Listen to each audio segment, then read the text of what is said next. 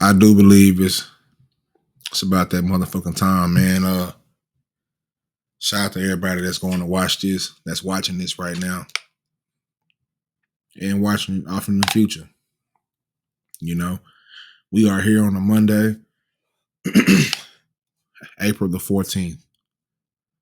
Finally closing out Clout Over Culture, my little series, just my little 3-part series on the exploitation of hip hop. I kind of saw it through the gaze of the artists, and then I went for the content creators, right?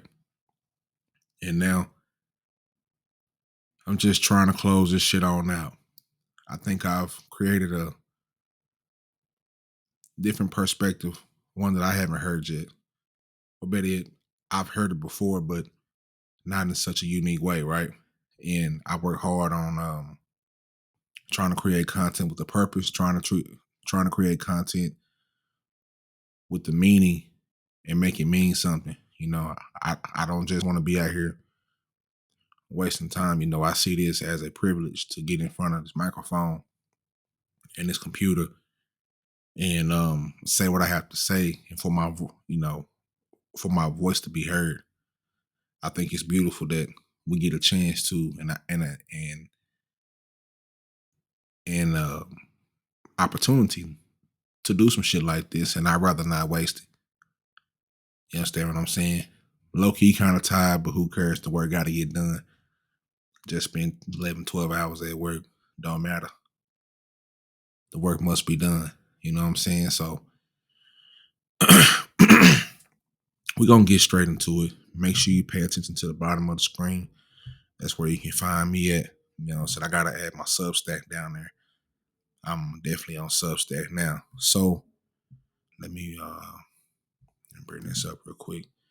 And let me run down what I've been talking about if this is your first time seeing this, right?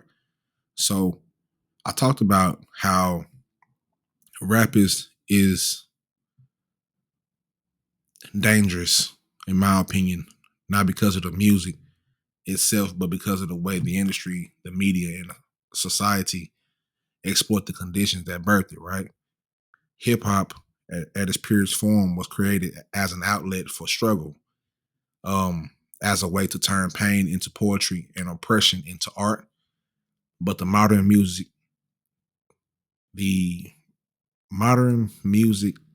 industry has learned that sells, you know.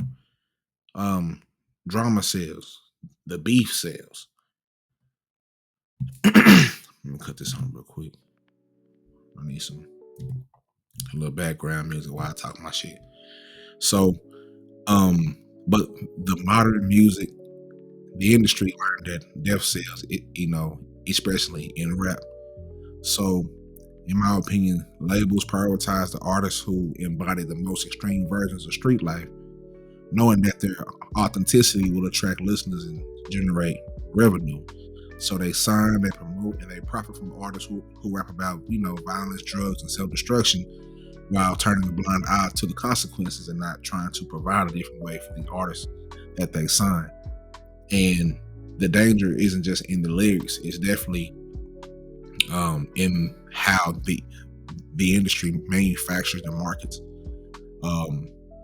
and how they market tragedy, right?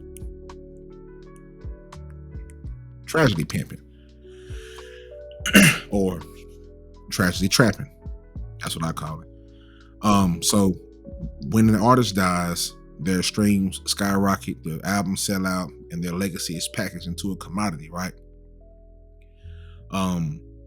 Labels collect posthumous profits while families and communities are left to grieve. And the deaths of like Tupac, Biggie, Pop Smoke, Juice World, Mo 3, Young Dolph, Mac Miller, so on and so forth, King Vons, and things like that. They aren't just losses; they are, for some people, business opportunities, right? And so, rap is dangerous because it's a direct reflection of reality, but it's also a battlefield where young artists are pushed into fulfilling prophecies to a certain extent. The industry grooms and they make these young artists, they make them feel like they have to live what they rap about. Like that's the whole rap thing. You got to live what you rap about. Like, no, I done heard some of the wildest lyrics in many genres of music. You know what I'm saying? But only rap, you got to be certified to say what you saying. You know what I'm saying? So, it grooms them to live the life that they rap about, even if they're from it or not. And when the inevitable happens, it capitalizes on their demise. And in this way, the hip hop, it isn't just music, right? It's kind of a high stakes game where only the powerful win. And the artists who give the most, excuse me, they end up losing everything. So, let me see. It's kind of how I feel about it. Making sure I didn't going through my notes to see if I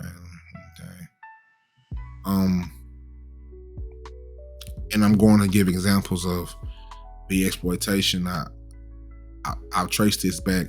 Like I said, I had to get down and really do the research of it. You know what I'm saying? Because of the, the exploitation it's not new. It's not just recent. Hip hop has only been alive 55, 52, 53, somewhere around 50 years. So it has to be beyond hip hop, right? And one of the things that I've noticed just doing my research and watching how society is that a lot of this shit thrives. It thrives on conflict and controversy. And these labels are willing to fund the music that glorifies the violence, but they rarely invest in protecting these artists from the environments that they rap about. And instead, they help push the narratives that keep these guys in a loop, right? Now, just a little bit. They keep them in a cycle, and they're knowing that beef and tragedy and even death can make an artist a legend overnight. You know, when an artist gets killed, you know, their name trends, their music stream surge, and their catalog gains an immortal like aura, like it can never be outdone. You know, majority of the time, the labels own the rights and they reap the profits, and they continue to sign new artists to repeat the cycle. And this isn't just by accident. You know, in my opinion, it's systemic, and it's the same big corporations that refuse to invest in positive messaging, and they bankroll the music that keeps the young black men, ooh, Lord, my mind tired. Hold on, give some water. Young black men, black and brown men locked in a lifestyle that often leads to incarceration or death. You know, they understand that struggle sells. Black trauma and black drama and brown, you know, drama and trauma, you know, it's a $1 billion business for anybody with a tan skin. You understand what I'm saying? So, and they understand that, and they also understand that they also have no incentive to uplift artists who don't fit the narrative of danger, rebellion, or trauma. But if rap wasn't, in my opinion, it isn't inherently dangerous though. You know, it's been made dangerous, and the industry has turned it into a weapon against its own artists, with ensuring that the most marketable aspects, which is pain and violence and self-destruction, get amped up. The real tragedy is that hip hop was created as a tool for survival and expression, but it's kind of been hijacked over the last few years by those who see Black Death as a business model. Until the artists own their own narratives and refuse to be pawns in this game, this cycle will continue. So these labels don't just sign rappers; they kind of invest in the lifestyle, and they provide the advances that the artists often use to buy whatever they have to seem authentic in these neighborhoods. You know what I'm saying? And also just the exploitation in hip hop and death has gone beyond the music industry. You know, now it's trickled down to the content creators and some of the biggest culprits in my opinion. I talked about that in part 2. I went over DJ Academics and 1090 Jakes and Adam 22s and so on and so forth. But in the digital age, in this digital age, the tragedy fuels engagement, and the engagement, it equals money. That's the weird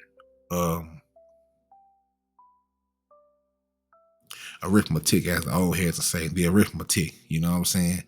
But every time a rapper dies, or every time somebody in our culture dies, a feeding frenzy begins. YouTube commentators, bloggers, and social media personalities, they scramble to drop the, breaking news videos, but not out of respect for the artist, but to cash in on the moment. And what makes it worse is the hypocrisy in it, right? Because many of these same content creators never supported the person that passed away while they were alive. A lot of them don't even know who the fuck they are.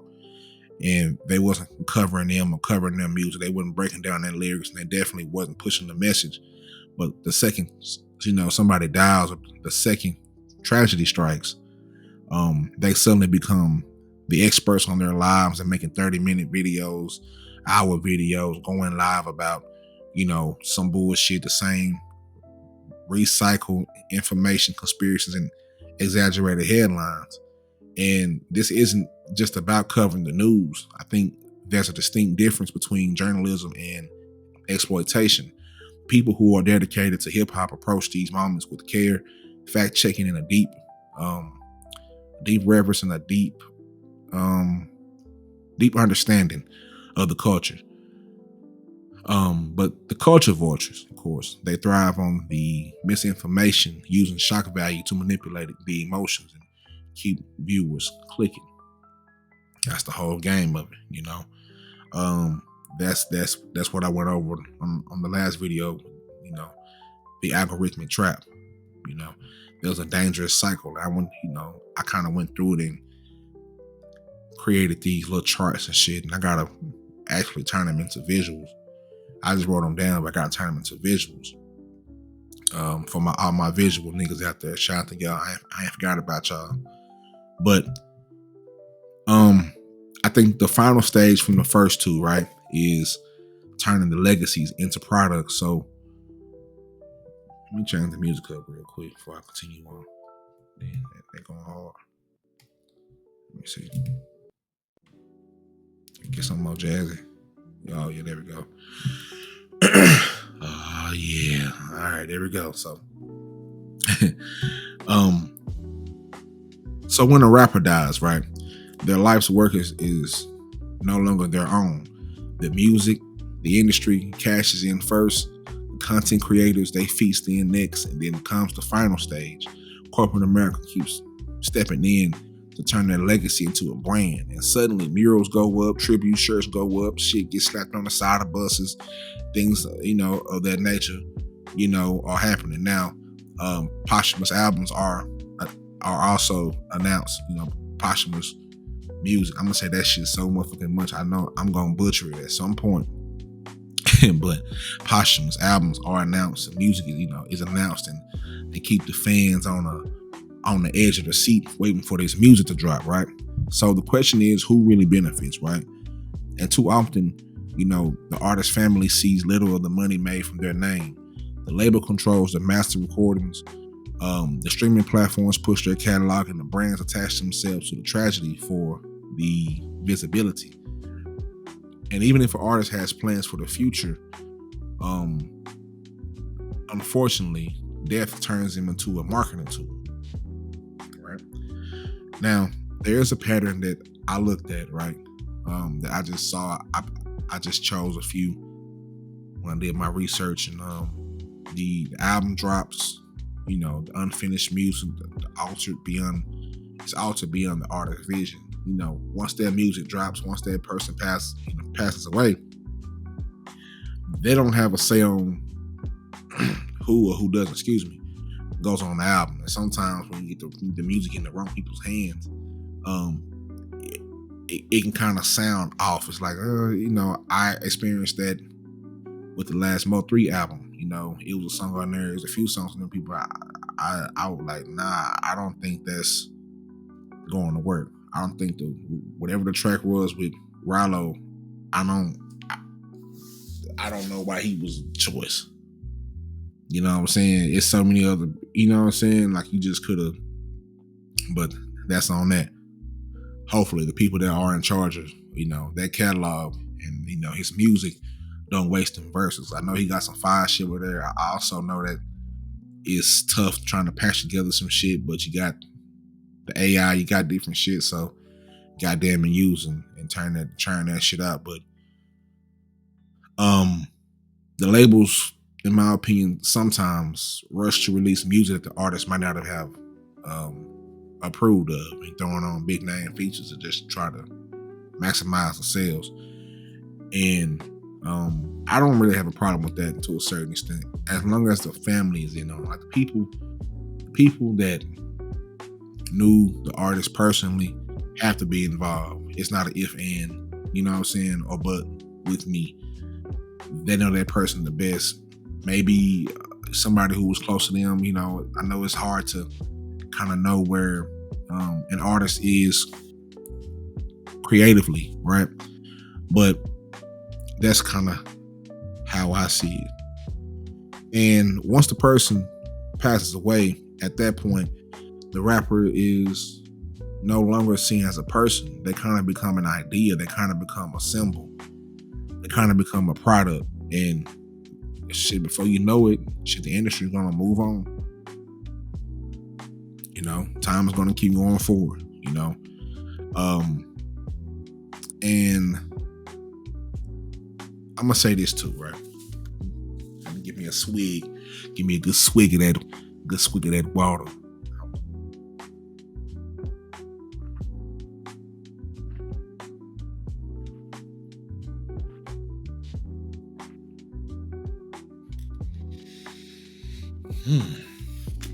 Goddamn, thirsty ass nigga.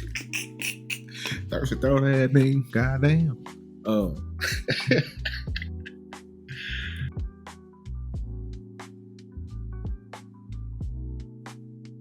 right, my bad. Boy, my body needs that water, man. Make sure you hydrate. Anyway,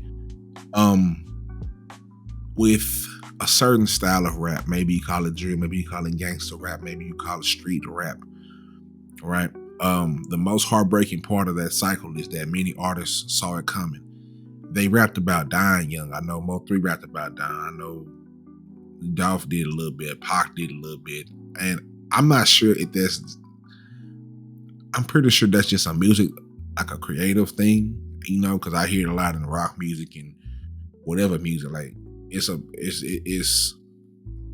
I guess it's supposed to be somewhat introspective or something like that. But for this subject, we're gonna stay on rap, right? So they rap about dying young and about betrayal and about being a target. And the sad reality is that hip hop exists at the crossroads between real life and entertainment. Hip hop is the intersection of the streets and the entertainment. So unlike the actors who play gangsters in the movies, these rappers live what they rap, or at least they're expected to, right? We know everybody ain't living what they rapping. But some of them are, and for some of those street artists, the streets are not just a theme in their music, but it's reality. And these labels, they sign these artists from these dangerous environments, knowing that the conditions that they come from add to their realness, add to their authenticity. But once they sign a contract, they're still left vulnerable. No security, no guidance, just money and expectations, And if they leave the streets behind, they're called fake. But if they stay connected, they're at risk. So it's kind of a lose-lose. And that's kind of the conundrum of the rap artists from the streets. And then there's the role of the media and the fans in teeing up the beef. You know what I'm saying? So in the past, conflicts in hip hop played out on diss tracks. You know what I'm saying? Way back in the 70s, yeah, you a sucker, and I'm a bad motherfucker. You know what I'm saying? They was dissing the shit out of each other. You know what I'm saying? In them little sweaty ass clubs. And then it kind of grew, and the Tupac and Biggie thing happened, and then some people are able to keep it just hip hop, just rap. You know what I'm saying? Last year we saw that it was just music. You know what I'm saying? It was just, with Kendrick and Drake. We saw that, but this shit that's going on out here is a whole lot goddamn me different. You understand what I'm saying? So today they unfold in real time on Instagram Live and Facebook Live and TikTok Live and Twitter, with the fans instigating, and content creators are being right there and being creepy as hell, man, trying to analyze every post, every sub, every single move. So the internet has turned beef into some type of weird interactive entertainment, where millions watch and comment as real lives are put in danger, and in my opinion, the question is, the question, like I said earlier, is who really benefits from this?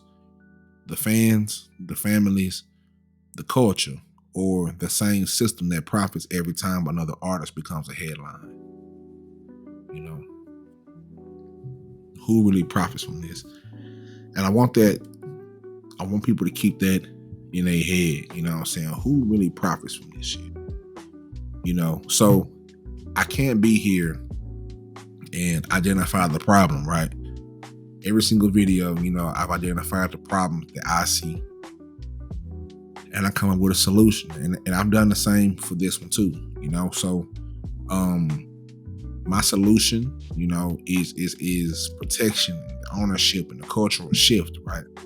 I think if hip hop wants to break this cycle, the culture has to take control at every level, from the music to the media to business and community, right? And the artists must own their own work. There's too many rappers that sign bad deals that leave them with nothing. Like, after they pass away, and the people gotta, the family gotta fight and squabble for the rights.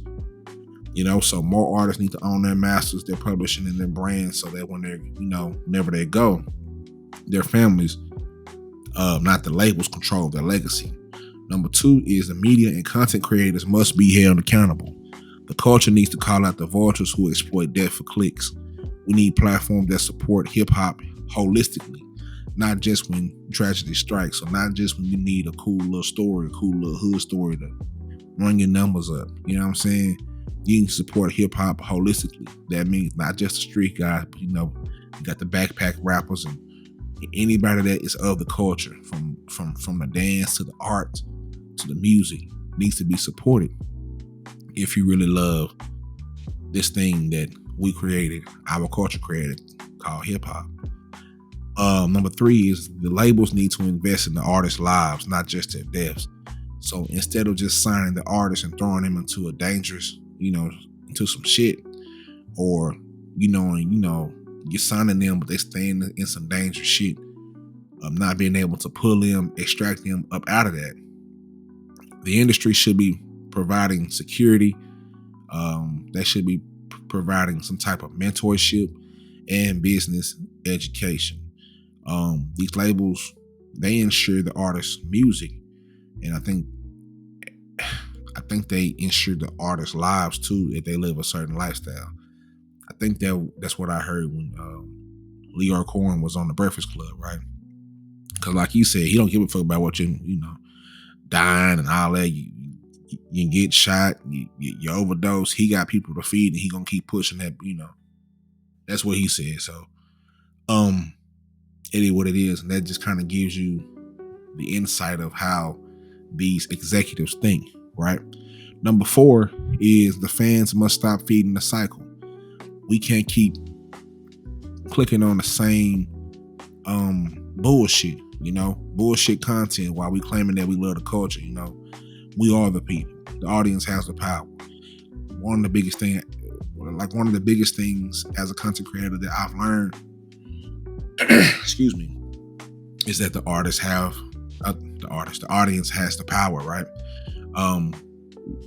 Without the audience, we have nothing. You understand what I'm saying? So, what we choose to watch, stream, and share shapes the industry. It shapes the algorithm. You understand what I'm saying? So, and number 5, the culture must prioritize staying.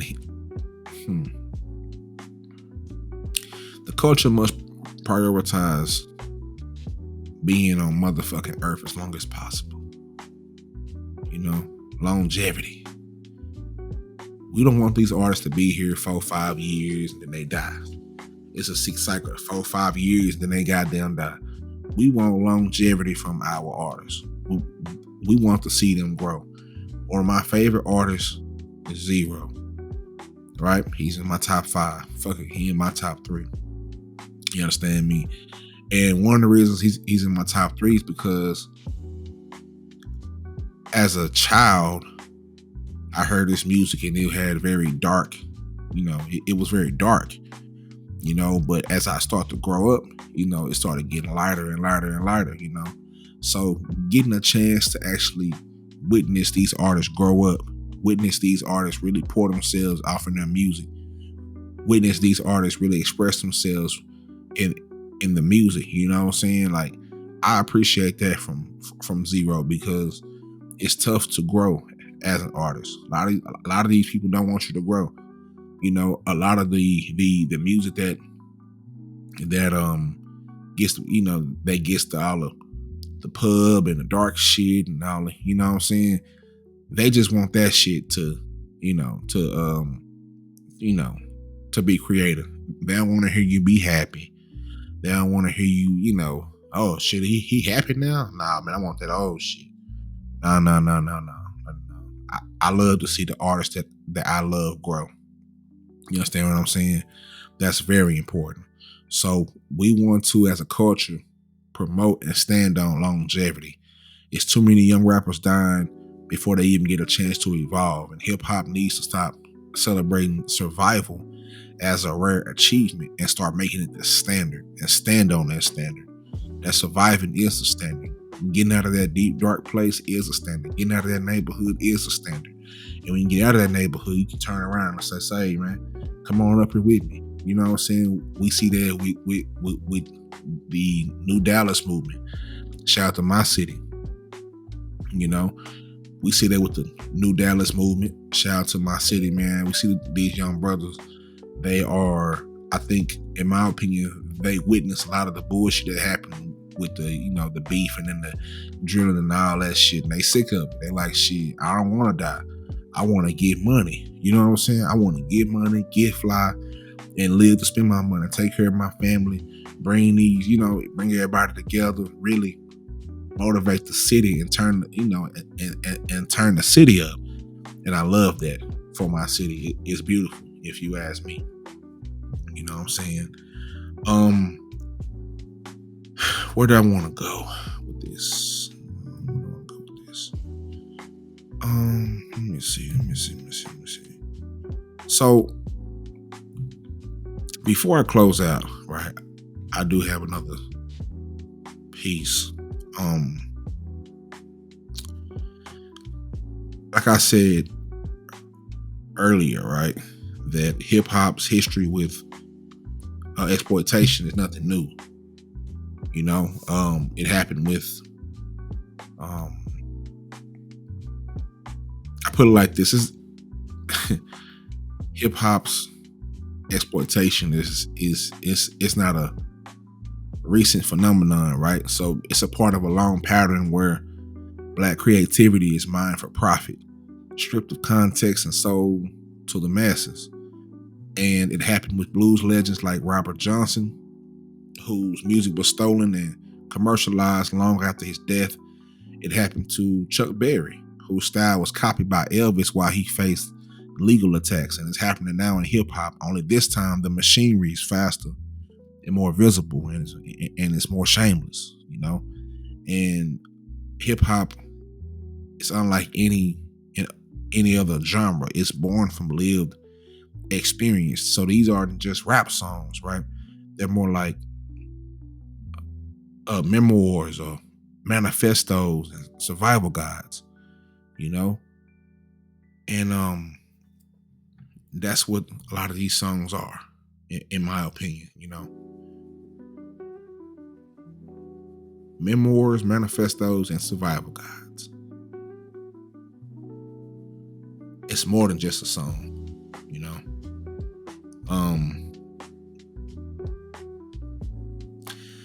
And what makes all of this so tragic is that it ends, and it not ends, but it sends a message to the next generation of artists that your most valuable moment might be your last. That martyrdom that you get when you pass away is somewhat more profitable than your than mentorship. That dying young means becoming immortalized. You know, I mean, even if your voice is not like yours anymore. You know what I'm saying? And it sends that fucked up message, like it yeah. Wow. Hold on.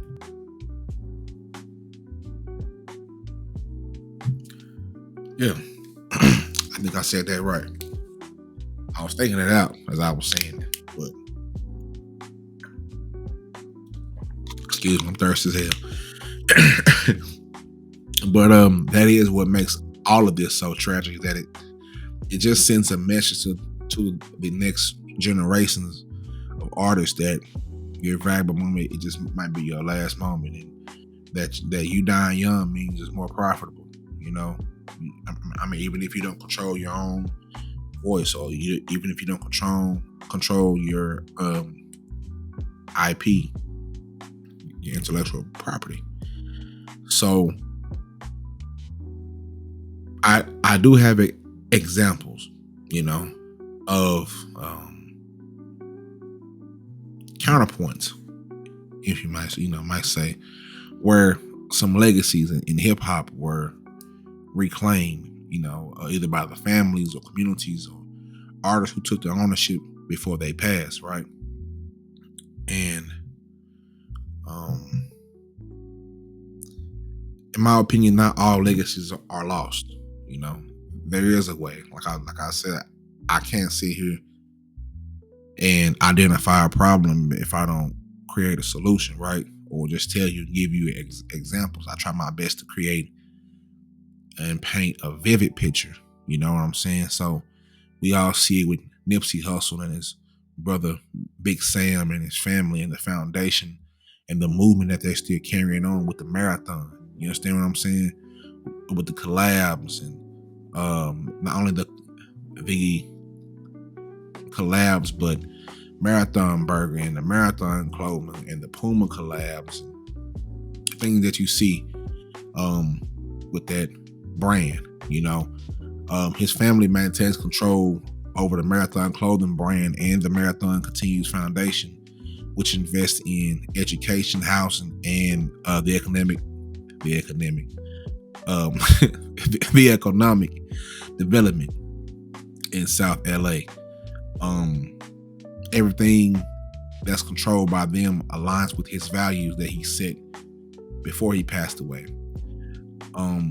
which is community, empowerment, and ownership. You know,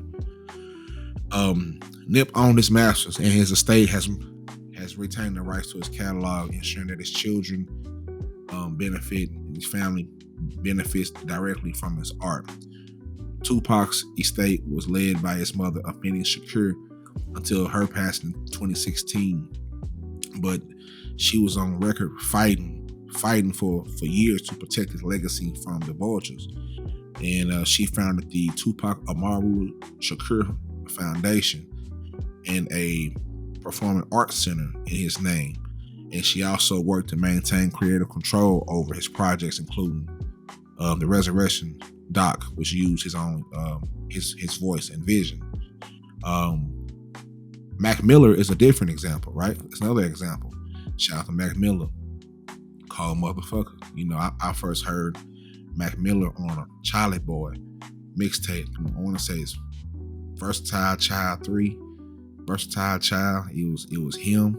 It was Mac Miller, Charlie Boy, and Magno. And I was like, who the hell is this? You know what I'm saying? Who's on this track with Charlie Boy? Because, you know, if you're on a track with Charlie Boy, that must mean he means something. You understand what I'm saying? So that was my introduction. And ever since then, I've been a Mac Miller fan. So, but after his untimely passing, his family made it clear that they wouldn't allow his name to be exploited. And they worked closely with the producer, John Breon, which is someone that Mac trusted to finish Circles, the companion album to Swimming. If you haven't checked them out, go check them out. Now, the result was a posthumous release that felt intentional. It also felt cohesive and also felt very respectful. No real big name features, no chart chasing, just the art, just as he would have had it. You know what I'm saying? And even MF Doom, you know, he passed away in 2020. But while he was alive, he maintained strict control over his career while being alive and always moving on his own terms. And his estate, which is managed by his wife, Jasmine, much love to them, and her, has been deliberate about what gets released, avoiding the overexposure that often so follows an artist's death. And these are just examples that it is possible to protect a legacy, but it takes planning. It takes ownership and a support system that puts the principle before the profit, you know? And these examples just prove that the legacy doesn't have to mean a loss, right? It doesn't have to mean turning someone's voice into a commodity or reducing their impact to just merch drops and posthumous features, you know, little tits and tats, right? And I do believe when handled with care by the family and by trusted collaborators, by the community, an artist's legacy can become a blueprint for change, not just a billboard, not just a shirt, not just a hashtag, right? But I will say this, the unfortunate truth is these are the exceptions and not the norms, right? And most artists aren't set up to protect their work before they're gone. Most don't even have the legal resources, the education, or even the leverage to keep their masters, to build generational wealth, or to create a team that guards their name after death. And the industry is just fine with that. Them sons of bitches are just fine with that, because an unprotected artist is a profitable one. So we're left with a choice. And the choice is to keep watching this cycle repeat or get active to break it, right? That is a choice that we have as fans. Keep watching it or get active, you know? Shit, it's simple as that. It's cut and dry.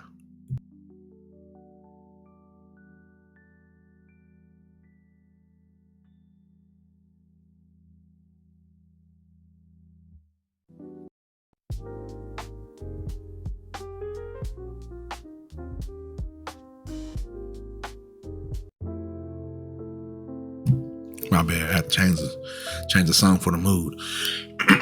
Killer conclusion. No. No, man. You know, I love this shit, man. You know, I love hip hop, man. I really do. Just the music has healed me in so many different ways. Like I always tell people, like, they ask me, like, man, you talk about mental health a whole lot, and what did you do? Like, the therapy was cool, but it's whatever. It's kind of, you know what I'm saying? I'm not the go to therapy type nigga. Like, you know what I'm saying? That's not gonna help if you ain't willing. But I can tell you what helped me the most was the music. Besides my circle of close knit people, my support group, my close family, my close friends, the music helped heal me. Because when those close friends and close family are not there, that music is there, and that music is powerful. You know what I'm saying? I can cut on anything. It's just like, man, I'm feeling whatever. I got to get this shit. You know what I'm saying? So hip hop was built as a means of survival, right? Hip hop was built as a way to escape the struggle through expression. But today, the industry and the internet have turned it into something else. The internet and the industry have turned it into a high risk game where death is just another marketing tool. And that, and in my opinion, right, the truth is that nobody outside the culture is going to save it. The industry will keep profiting. Content creators will keep making money off of death and making money off your hood stories that you don't, shit that you don't went through. They'll keep finding creative ways to make money off your trauma. You understand what I'm saying? And these brands gonna keep selling that shit, But a lot of this means that protecting the artists while they're alive, holding the media accountable, and refusing to let tragedy be the price of success. You understand what I'm saying? Like, we shouldn't have to die to be successful. We should be able to create and reap the benefits and start eating the fruits of our labor, enjoying the fruits of our labor from what we create. That tragedy should not be the price of success. Because at the end of the day, the real question isn't why the industry profits from death in hip hop. We already know that. We've already seen that time and time again, how the industry profits from death in hip hop. The real question is, when will hip hop stop letting it happen? Right? Is hip hop having a go get your ball back moment? Anybody on the way I grew up at, don't matter, you in the hood, suburb, country town, there's going to be a moment where you have to go and get your shit back. There's going to be somebody in the neighborhood that takes something of yours. That you gonna go home, and if you got a mama like my mama, rest in peace. Rest in peace to all the mamas out there, daddies out there, grandmamas out there. You come home with that shit. When you come home with empty-handed, you left with a ball in your hand. You goddamn, you left with a basketball, a football, a soccer ball, a golf ball, a goddamn hacky sack, whatever you left with, you better return back in the house with a bike, whatever it was.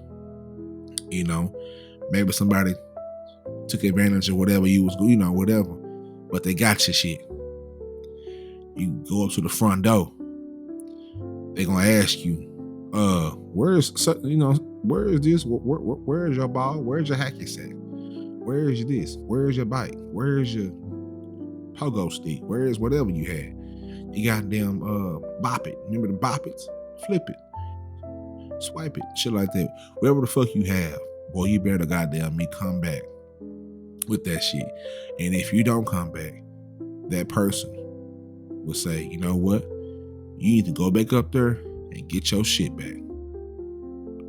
And then there's that moment where you have to go walk all the way back to the park and go get your motherfucking shit back. And that's where hip hop is today.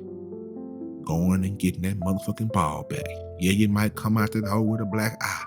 Yeah, you might go up in there and might do a little cry. You know what I'm talking about? But you gotta go up there and you gotta mean business. You gotta be able to stand on business, and whatever the outcome is, goddamn it, you gotta deal with it. Cause your mama and your grandmama and whoever else, your daddy, work hard for your granddaddy and your big brother. They work hard for that motherfucker ball and that whatever the fuck you had in it. Same thing here. We work hard to make this shit look good. Everywhere they put us, that they said, yeah, they ain't gonna make it, we fucking made it. We found a way to make this struggle look good. we found a way to make this struggle sound good. We found a way to make this struggle taste good. You understand what I'm saying? They put us in some of the deepest, darkest spots, redlined us, put us off in these corners of America and all this, all that shit, you already know. And goddamn, we still cranking that shit out. And that's what that is. So, as consumers of hip hop, being of the culture, whether you're a consumer, whether you're an artist, it don't matter. I want to applaud everybody who is expressing themselves through hip hop. We are hip hop. That's who we are. That's how we grow up. It's us. It's not on us. It's in us. You understand what I'm saying? So whether you are a dancer, or whether you are an artist, or whether you paint, or whether you write poetry, or whether however you contribute to the culture of hip hop, make sure you protect yourself. Our voices are very powerful. They've been powerful, and therefore they will forever be powerful. All you gotta do is cut on YouTube and go look at some China shit and see that over there getting the goddamn Dallas boogie. They over there doing the Memphis juking and do this dance. All that shit come from us, my nigga. You understand what I'm saying? So that being said, keep doing your shit, keep creating. Shout out to all the creators that are out there. We must protect this shit, and we must make sure our voices are amplified over the bullshit. And that's the other fight. And that's something else I'm gonna, delve into, break that down, and do the science on that shit right there. But but so far, this is the last and final chapter of Clout Over Culture. I hope you guys enjoy this. I hope you watch this. I hope the audio comes through straight. I've been having some mic issues. Goddamn me, I've been trying to find my settings right. I damn near bought another microphone. I have to download the goddamn software and do this and do that. So hopefully this shit sound right. Hopefully, it is what it is. But shout out to everybody, man. I love y'all. I appreciate everybody for stopping through. I do have this though. Right. I do have this. Can we get a little get a little bit of that. Ice cream truck outside. Damn. I do have this though. Before I get out of here, I do want to promote a few of these things, right? Trill Spill with Trill Pill. These just my little morning rants, getting the shit off my chest. You know what I'm saying? So go support them. They are in a playlist near you. Also, make sure you go check out Trill Pill Digital Video Game Therapy. You know what I'm saying? You catch me and the boys on goddamn Twitch doing some shit. You understand me? Also, my show, Trill World Order, where strange news and shit like that.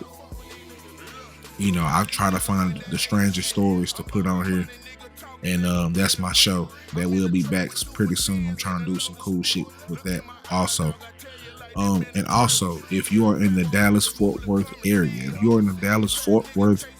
area, holla at my brother at One of One Furniture Restoration. Don't throw it out. Give us a shout. Holla at Brooks G 953@gmail.com. And for all you tech-savvy niggas out there, it's also a QR code in the left-hand corner. And I've just started a Substack. This is only for the scholars, baby. This is only for the high thinkers and the high doers of this ghetto gospel. You understand me?